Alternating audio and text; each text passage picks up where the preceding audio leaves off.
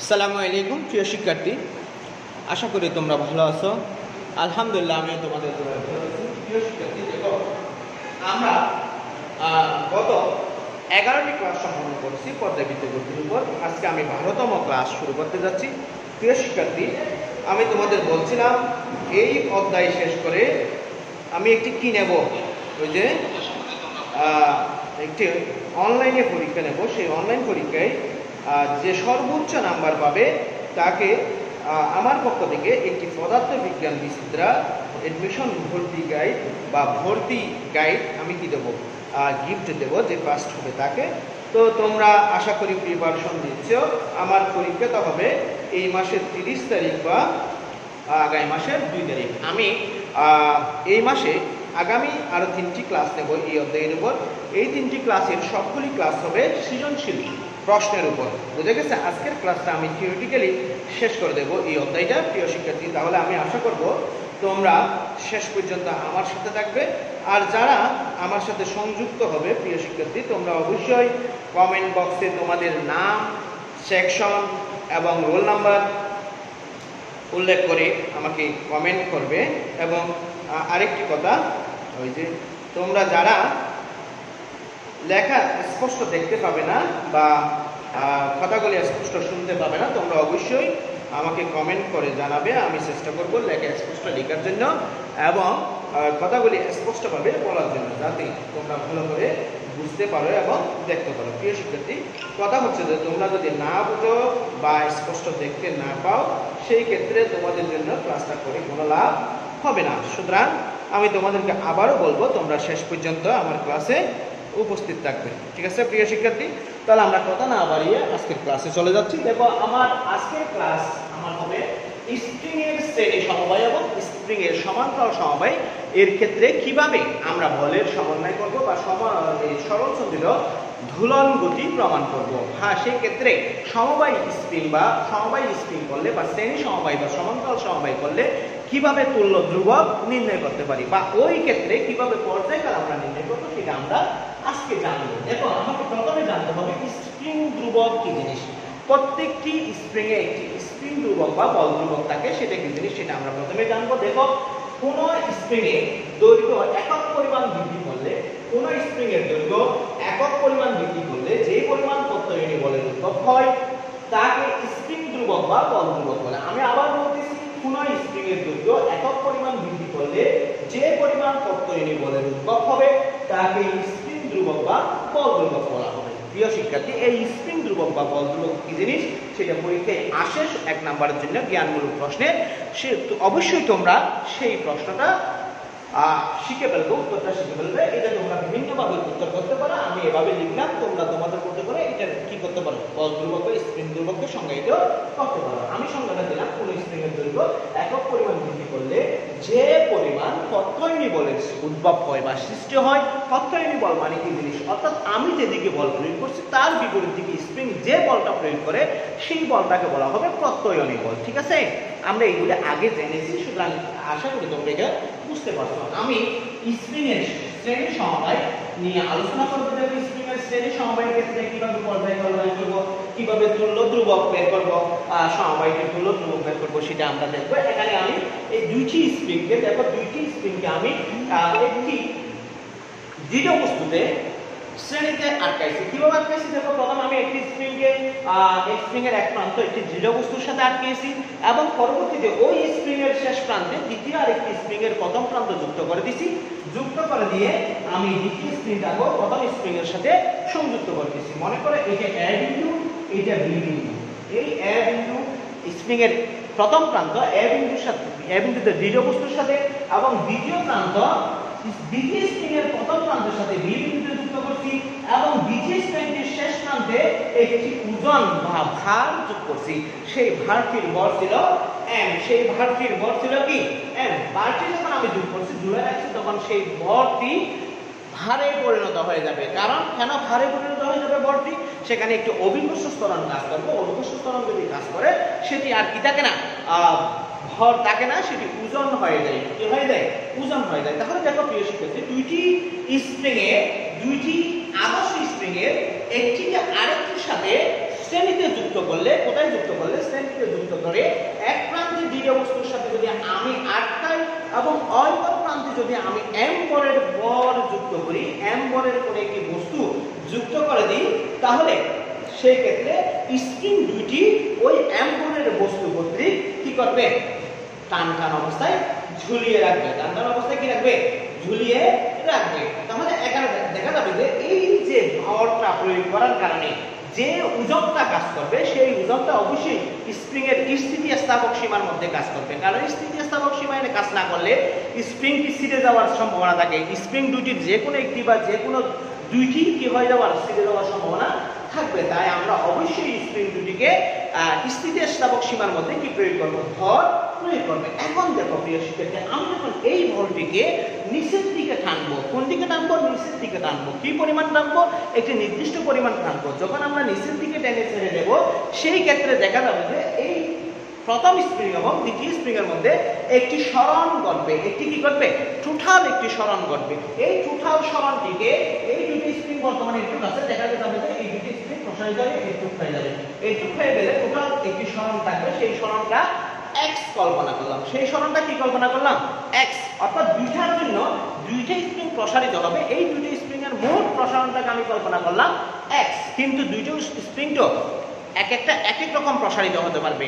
দেখো আমি এই প্রথম স্প্রিং এর জন্য প্রসারণ মনে করলাম x1 এবং দ্বিতীয় স্প্রিং এর জন্য মনে করলাম x2।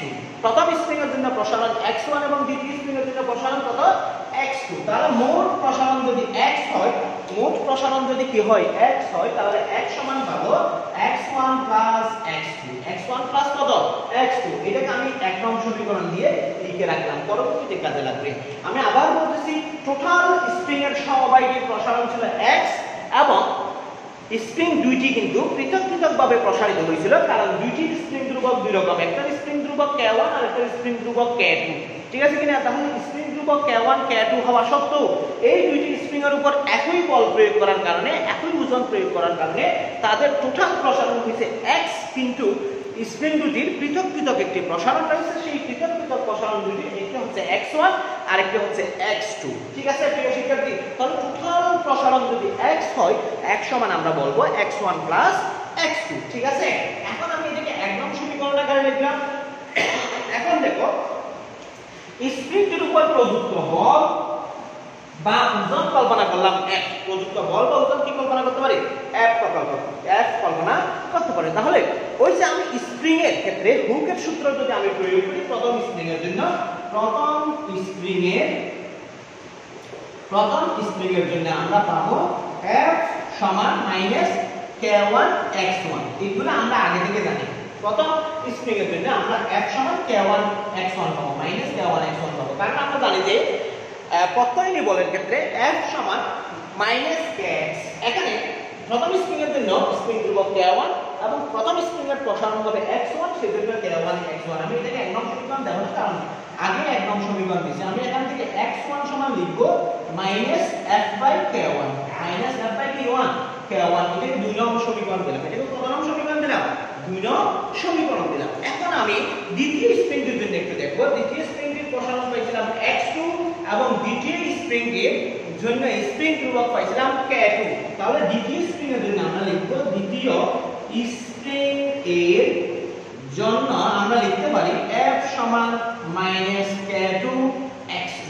F সমান -k2 x2। এখন F সমান -k2 x2 হলে আমি এখান থেকে x2 ইকুয়াল লিখতে পারি -f/k2, -f/k2। এটাকে তিন নং সমীকরণ দিলাম। তাহলে আমি প্রথম স্প্রিং এর প্রসারণ x1 ইকুয়াল পেলাম -f/k1 এবং দ্বিতীয় স্প্রিং এর ক্ষেত্রে প্রসারণ x2 সমান পেলাম -f/k2। এখন আমি কিছুক্ষণ আগেই তোমাদের দেখিয়েছিলাম, টোটাল প্রসারণ যদি x হয়, x সমান আমরা বলবো x1 x2। তাহলে আমি এক নং সমীকরণে এই দুইটা মান যদি বসিয়ে দিই, তাহলে আমরা কি পাবো? দেখো, এক নং সমীকরণ হতে পাই 1 2 3 হতে পাই কি পাই? দেখো, x সমান x1 x2 বা x সমান ছিল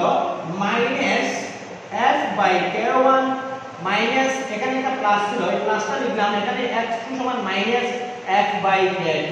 আমি একটু ক্যালকুলেশন করলে দেখো আমি কি পাই, আমি মাইনাস একটা কমন নেব, মাইনাস f যদি কমন নিই এখানে থাকবে 1 by k1 প্লাস এখানে থাকবে 1 by k2। নাইলে একটু দেখবা মাইনাস f দিয়ে গুণ করলে আবার এটা হবে, ঠিক আছে।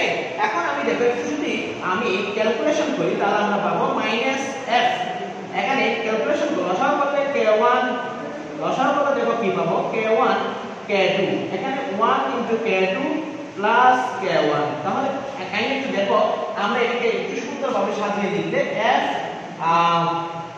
into k1 plus k2 by k1 k2।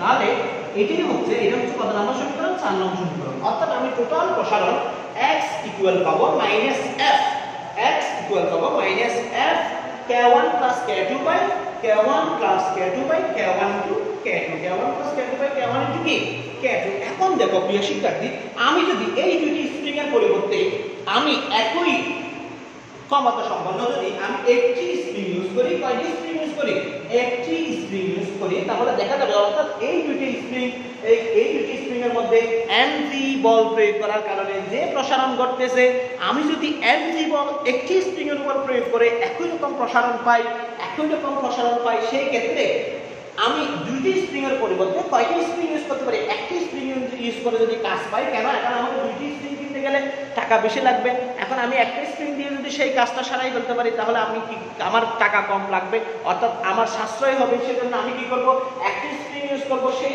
একটি স্প্রিং এ আমি mg পরিমাণ বল প্রয়োগ করার কারণে সরণ ঘটাবো x, সরণ ঘটাবো কি x ঘটালে সেই ক্ষেত্রে সেই স্প্রিং এর একটি ধ্রুবক থাকবে, স্প্রিং ধ্রুবক থাকবে। আমি মনে করি দুইটি স্প্রিং এর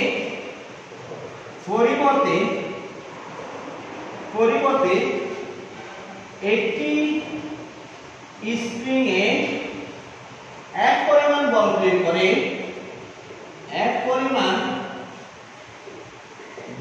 প্রয়োগ করে যদি x পরিমাণ প্রসারণ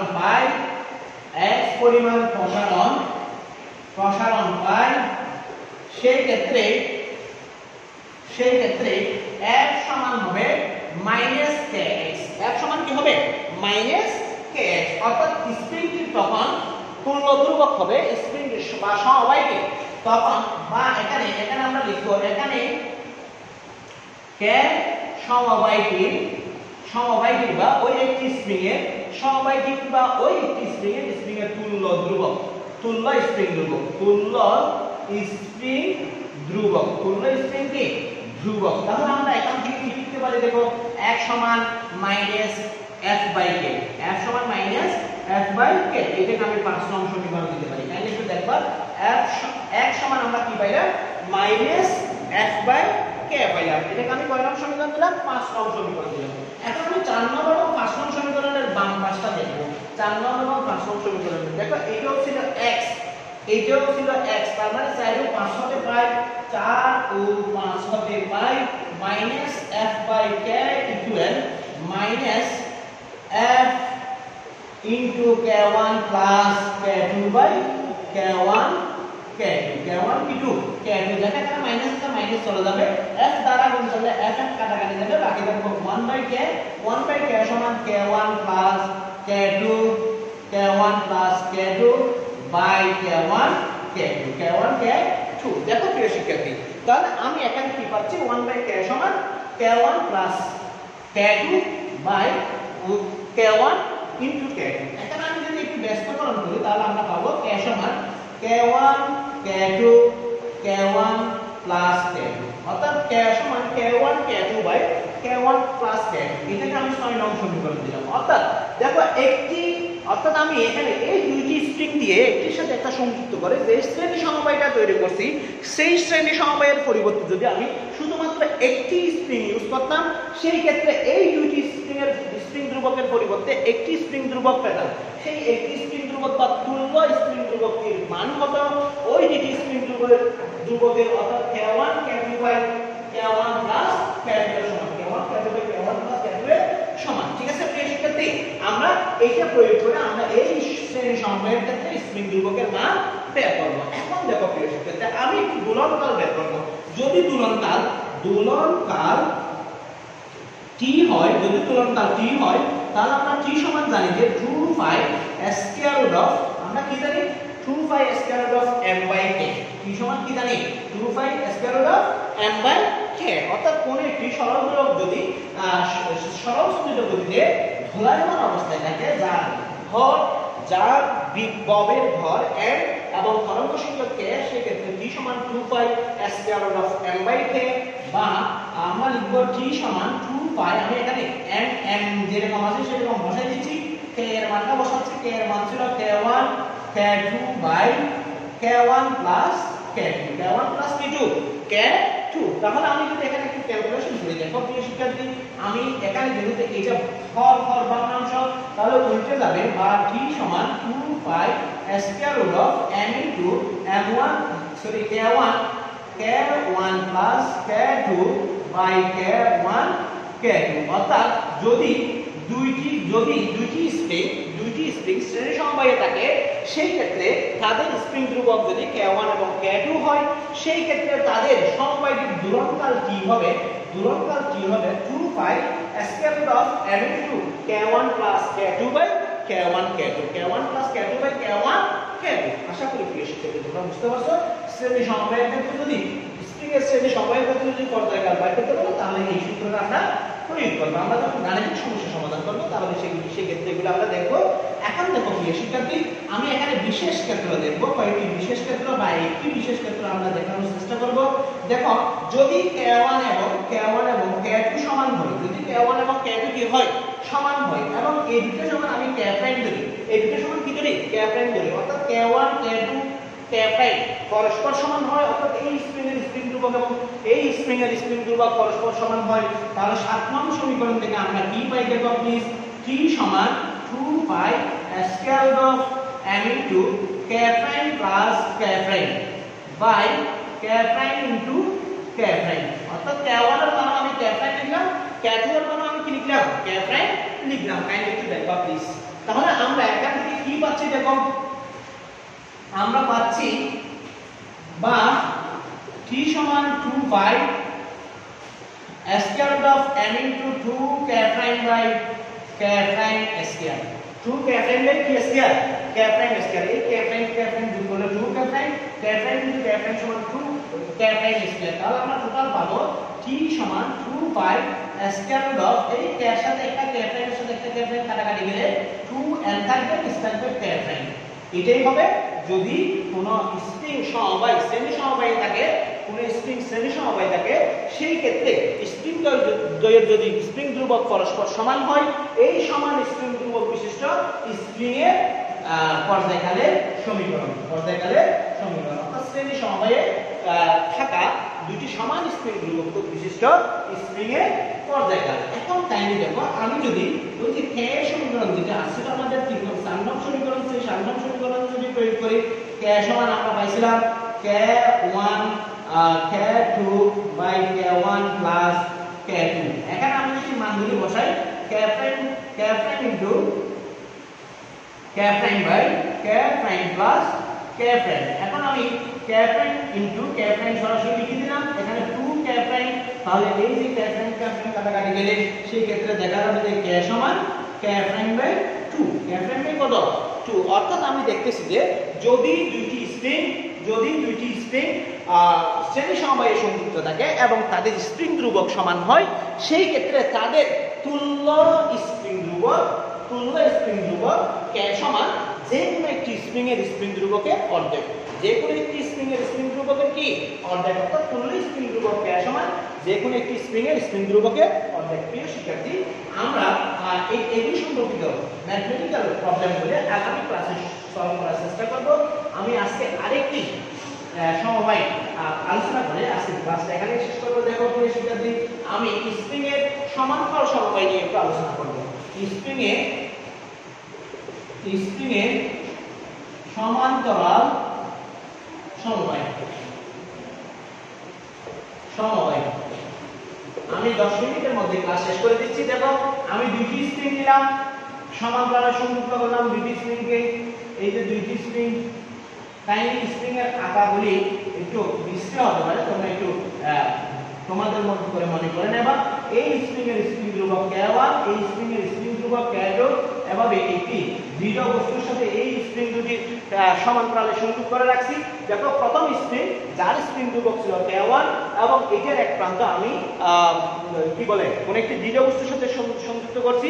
একইভাবে আরেকটি স্প্রিং তার সমান্তরালে যার স্প্রিং ধ্রুবক ছিল K2, সেই স্প্রিংটার এক প্রান্ত আমি একটি দৃঢ় বস্তুর সাথে সংযুক্ত করছি এবং এই দুটাকে এক অপর প্রান্ত যুক্ত করে সেই অপর প্রান্তের সাথে আমি একটি কি যুক্ত করে দিলাম, ভর m যুক্ত করে দিলাম। যেহেতু ভর যুক্ত করছি তাহলে এখানে অবশ্যই ওজন কাজ করবে, সেই ওজনের নাম mg। আমি আবার বলছি দুটি স্প্রিং ধরে নিলাম, যে দুটি স্প্রিং এর স্প্রিং ধ্রুবক, একটি স্প্রিং এর স্প্রিং ধ্রুবক K1, আরেকটি স্প্রিং এর স্প্রিং ধ্রুবক K2 এবং এই দুটি স্প্রিং এর এক প্রান্ত একটি দৃঢ় অবলম্বনের সাথে সমান্তরালে আটকালাম এবং অপর প্রান্ত সংযুক্ত করে তার সাথে একটি m ভর যুক্ত করে দিলাম। m ভর যুক্ত করে দেওয়ার কারণে ওই স্প্রিং দুইটার উপর একই সাথে একটি কিছু কি তৈরি হইছে, ওজন বা বল কাজ করতেছে। সেই ওজন বা বলটা কাজ করবে কি সীমার মধ্যে, স্থিতিস্থাপক সীমার মধ্যে। কারণ স্থিতিস্থাপক সীমার বাইরে চলে গেলে সেই স্প্রিং দ্বয়ের কোনো একটি বা উভয়টি কি হয়ে যেতে পারে, ছিঁড়ে যেতে পারে। সেই ক্ষেত্রে আর সিস্টেমটি কি করবে না, কাজ করবে না। এখন দেখো এই বলের কারণে এই দুটি স্প্রিং একত্রে x পরিমাণ প্রসারিত হয়েছে। কি পরিমাণ প্রসারিত হয়েছে, x পরিমাণ প্রসারিত হয়েছে। একত্রে প্রসারিত হবে, কি পরিমাণ প্রসারিত হবে, একত্রে প্রসারিত হবে। কখন প্রসারিত হবে, যখন আমি স্প্রিংটিকে বা সমবায়টিকে বল প্রয়োগ করে নিচের দিকে বা ভরটির উপর বল প্রয়োগ করে যদি আমি নিচের দিকে টেনে ছেড়ে দিই, সেই ক্ষেত্রে দেখা যাবে যে স্প্রিং এর দৈর্ঘ্য x পরিমাণ বৃদ্ধি পেয়েছে। স্প্রিং এর দৈর্ঘ্য x পরিমাণ কি হয়ে গেছে, বৃদ্ধি পাইছে। এবং বৃদ্ধি পাওয়ার কারণে দেখা গেছে যে এখানে প্রত্যেকটি স্প্রিং এর উপর পৃথক ভাবে প্রত্যয়নী বল সৃষ্টি হবে। কারণ এই স্প্রিং এর স্প্রিং ধ্রুবক K1, এই স্প্রিং এর স্প্রিং ধ্রুবক K2, সুতরাং এই দুইটার অপর প্রান্ত যেহেতু একটি ভরের সাথে সংযুক্ত, সেহেতু এই স্প্রিংটা ওই ভরটার উপর একটি প্রত্যয়নী বল কাজ করবে, এই স্প্রিংটার ভরটার উপর একটি প্রত্যয়নী বল দ্বারা কাজ করবে। তার মানে পৃথক প্রত্যয়নী বল কাজ করবে। অর্থাৎ প্রথম স্প্রিং এর প্রত্যয়নী বল F1, দ্বিতীয় স্প্রিং এর প্রত্যয়নী বল F2। অর্থাৎ প্রথম স্প্রিং ভরটির উপর বা এই যে m বলের বস্তুটির উপর যে প্রতিক্রিয়া বল বা প্রত্যয়নী বল কাজ করাবে, সেই প্রত্যয়নী বলের পরিমাণ আমি মনে করলাম কি F1 এবং দ্বিতীয় স্প্রিংটি ওই বস্তুটার উপর যে প্রত্যয়নী বল ক্রিয়া করাবে সেটার মান ধরলাম F2, সেটার মান ধরলাম কি F2। এবং আমরা এই স্প্রিং দুটাকে একসাথে সংযুক্ত করে ঠিক মাঝখান বরাবর বা যে কোনো এক জায়গায় যেখানে ভর প্রয়োগ করলে সুবিধা হবে, সেখানে ভর প্রয়োগ করার কারণে দেখছি যে স্প্রিং দুইটার সমবায় x পরিমাণ প্রসারিত হয়েছে। কত পরিমাণ প্রসারিত হয়েছে, x পরিমাণ প্রসারিত হয়েছে। x পরিমাণ প্রসারিত হওয়ার কারণে আমরা প্রথম স্প্রিং এর ক্ষেত্রে লিখতে পারি, প্রথম স্প্রিং এর ক্ষেত্রে F1 সমান -K1x, -K1 কি x। কেন -K1x ধরলাম, কারণ আমরা দেখতেছি যে দুইটি স্প্রিং এর প্রসারণ সমান, কিন্তু দুইটি স্প্রিং এর স্প্রিং ধ্রুবক ভিন্ন, দুইটি স্প্রিং এ প্রত্যয়নী বল যে প্রত্যয়নী বল সৃষ্টি হয়েছে সেই প্রত্যয়নী বল ভিন্ন, সেই প্রত্যয়নী বল কি ভিন্ন। তাহলে আমি এখানে এটাকে 1 নং সমীকরণ দিলে এবং দ্বিতীয় ক্ষেত্রে আমরা পাবো কি পাবো, F2 -K2x। এটাকে আমি 2 নং সমীকরণ দিলাম। দেখো টোটাল যে বলটা প্রয়োগ হয়েছে সেই বলটা হচ্ছে F। দুটি স্প্রিং এর উপর যে টোটাল বল প্রয়োগ হয়েছে সেই টোটাল বল যদি F হয়, তাহলে মোট বল F ইকুয়াল প্রথম স্প্রিং এর উপর প্রযুক্ত বল বা প্রথম স্প্রিং যে প্রত্যয়নী বল ক্রিয়া করাইছে সেটা প্লাস দ্বিতীয় স্প্রিং যে প্রত্যয়নী বল ক্রিয়া করাইছে সেটা। অর্থাৎ দুটি স্প্রিং এর টোটাল প্রত্যয়নী বলটা ওই যে ওজনের সমান হবে বা প্রযুক্ত বলের সমান হবে। যদি প্রযুক্ত বলের সমান হয়, আমরা এখানে আমি এই যে এটাকে যদি আমি কয় নং সমীকরণ দিই, 1 এবং 2 নং সমীকরণ থেকে যদি এখানে মানগুলি বসালে আমরা এরকম পাবো। দেখো F equal -K1x plus -K2x, F সমান -K1x প্লাস -K2x, বা F ইকুয়াল মাইনাস, আমি x টা কমন নিয়ে নিলাম, -x টা কমন নিলে K1 প্লাস K2 হয়ে যাবে। -x টা কমন নিলে K1 প্লাস কি হয়ে যাবে, K2 হয়ে যাবে।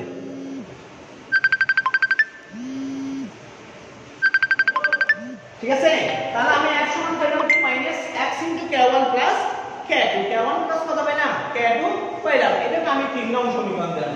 এটাকে কয় নং সমীকরণ দিলাম? 3 নং সমীকরণ দিলাম। এখন দেখো প্রিয় শিক্ষার্থী, আমি যদি এই দুটি স্প্রিং এর পরিবর্তে শুধুমাত্র একটি স্প্রিং প্রয়োগ করে স্প্রিংটার প্রসারণ x পরিমাণ ঘটাতে চাই, অর্থাৎ এই দুটি স্প্রিং সমান্তরালে সংযুক্ত না করে আমি শুধুমাত্র একটি স্প্রিং কিনবো, কারণ দুইটি স্প্রিং কিনতে গেলে আমার টাকা বেশি লাগবে, আমার টাকা কম, টাকা নাই, সেজন্য আমি একটি স্প্রিং দিয়ে কাজ সরানোর চেষ্টা করব। একটি স্প্রিং এর প্রসারণ যদি আমি x পরিমাণ করতে চাই, কি প্রয়োগ করে? আগের সমান বল প্রয়োগ করে, অর্থাৎ x পরিমাণ বল প্রয়োগ করে যদি আমি x পরিমাণ সরাতে চাই, সেই ক্ষেত্রে আমরা লিখতে পারি যদি দুইটি স্প্রিং এর পরিবর্তে